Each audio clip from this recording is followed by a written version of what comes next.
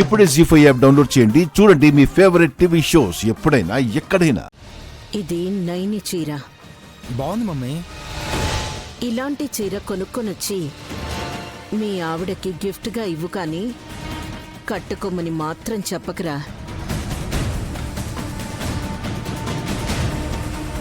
ఎందుకు మమ్మీ? అరే అరే అదేంటి మమ్మీ, దాని మీద పొడి చల్లేస్తున్నావు?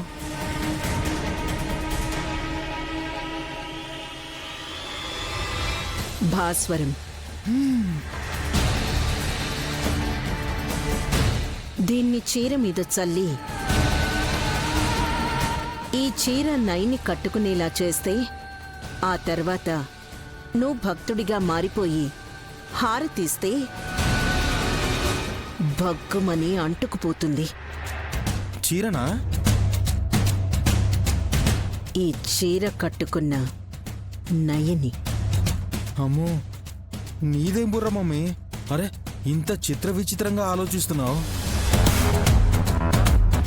యాక్టింగ్ చేసింది చాలు, కానీ ఇదంతా గాయత్రి పాప వింది, చూసింది కూడా. మరి ఇంకేంటి మమ్మీ, ఇక్కడ నుంచి వెళ్ళిపోదాం పదా. ఆ వల్లభ, నువ్వు హారతి పళ్ళెం ఏర్పాటు చేసుకో. నేను ఈ చీరను తీసుకెళ్లి నైనికిస్తాను. అలాగే మమ్మీ. మమ్మీ మమ్మీ, అరే ఇక్కడ ఇంకో చీర ఉంది. అది నాది నాన్న. ఆ చీర ఇప్పుడు కట్టుకుని హాల్లోకి వస్తాను. నువ్వు భక్తుడిగా మారిపో. ఈ చీరలో నువ్వు ఇంకా బాగుంటావు మమ్మీ. Thank you.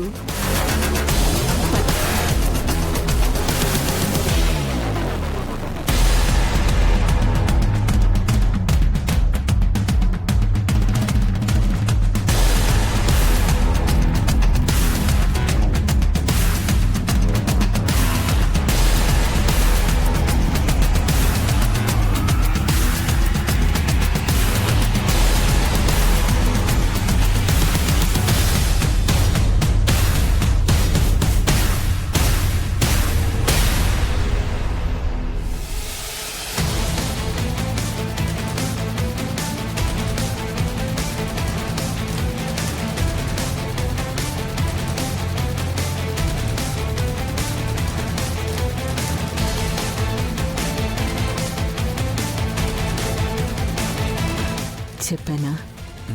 అంత కరెక్ట్గా ఎలా చెప్పావు మమ్మీ? నాకు తెలుసురా, అందుకే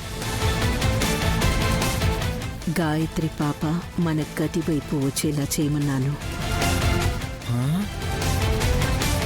ఆ పిల్ల చూసేలా వాళ్ళమ్మ చీర మీద భాస్వరం చల్లాను. కావాలని ఇంకో చీర అక్కడ పెట్టాను. నేను గెస్ చేసినట్టే ఆ చీర పైన గాయత్రి భాస్వరం చల్లింది. ఎందుకంటే ఆ చీర నేను కట్టుకుంటానని అన్నందుకు.